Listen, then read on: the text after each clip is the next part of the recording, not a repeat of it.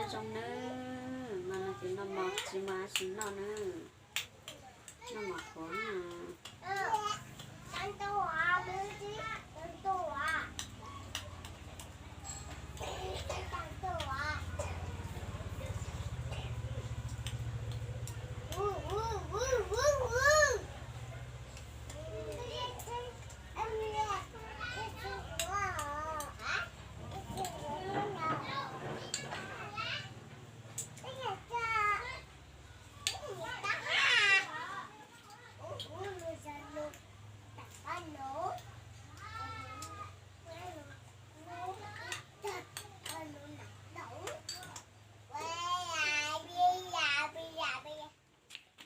chỉ mà rau nó thì nó mọc khó nữa tu con nó bạc ca căng anh đã nó mọc khó là ta căng ha nhá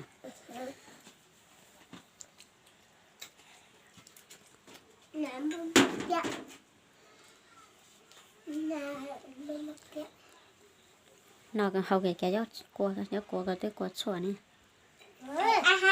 à mà rồi à lột sâu rồi nè tôi nè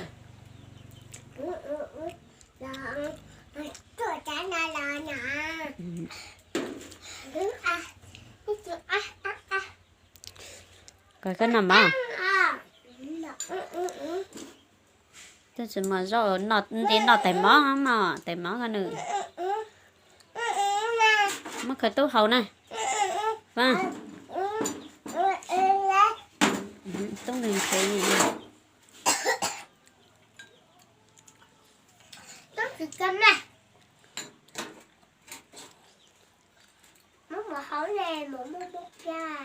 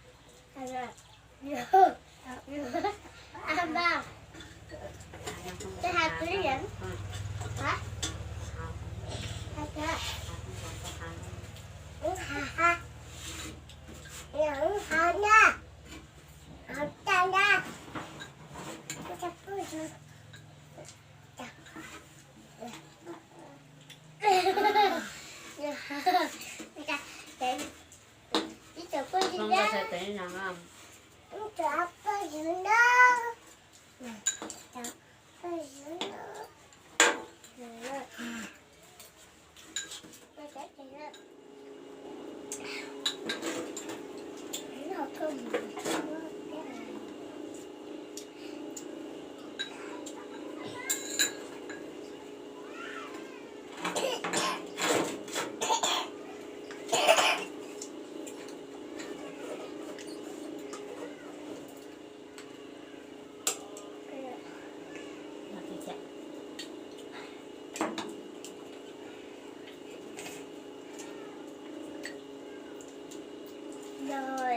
rồi nó bỏ sách thì coi đây nó chắc à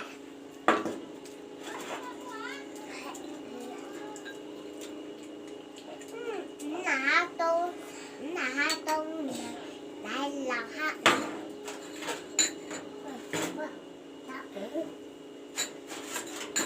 dạ đúng thấy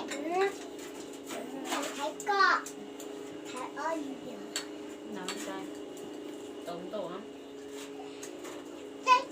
cùng nhau ra ở cái nhân đó nhân đó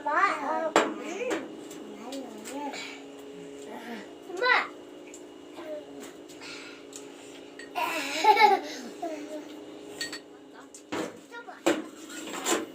đó chưa đấy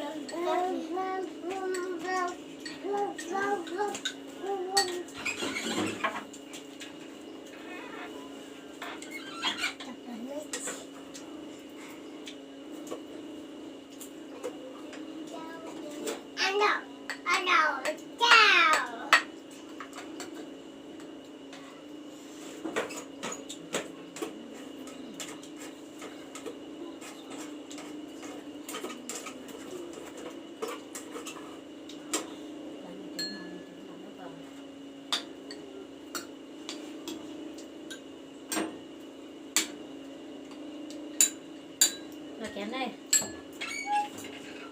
Rồi kém với một cưa. Cá trộn tủ á. Rồi kém.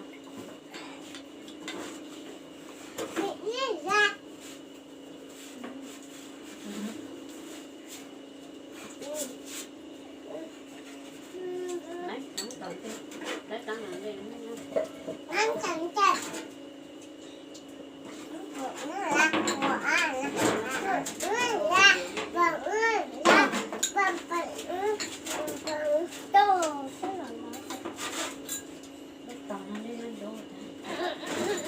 Tung nào cho sai tôi nằm kèm với một cưa.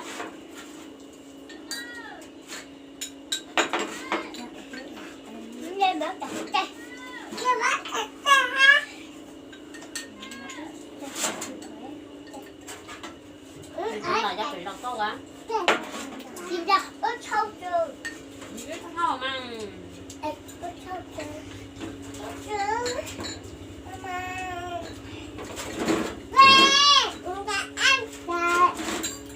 Nhà kia tôi. Cắn ở sâu á. Không á. Sú ở không á.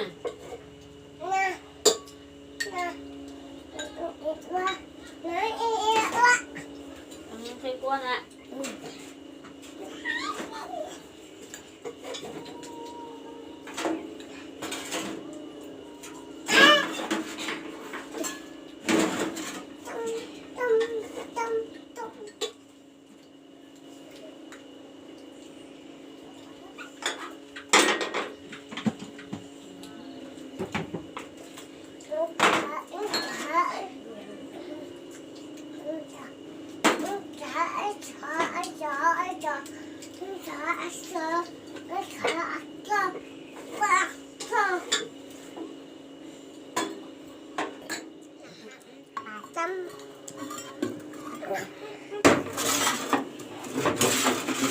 Tu, cậu đang chơi cả.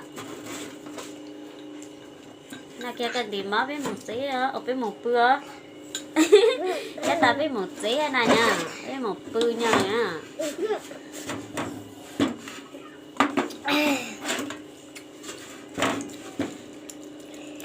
Mà nó chỉ biết nó mọc khoáng đó. Vì tiểu biết của tao rau lì lại.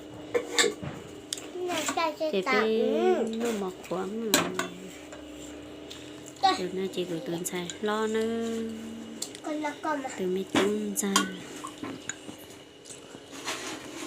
Hôm nay chị gửi tuần xài rác. Nó mọc khoáng ha. Cháu sống thằng đó ta chỉ biết nhục hắn chơi đó.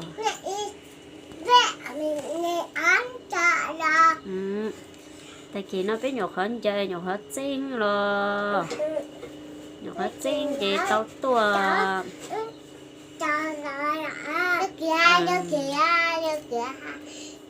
Bây giờ ra tuổi ốc pin trong tuổi này không nó cái này nó nên cho tuổi luôn hả Là nó mất khóa bên nó rau tua rồi nữa. Bé mà đây giờ là hầu nãy nó nữa.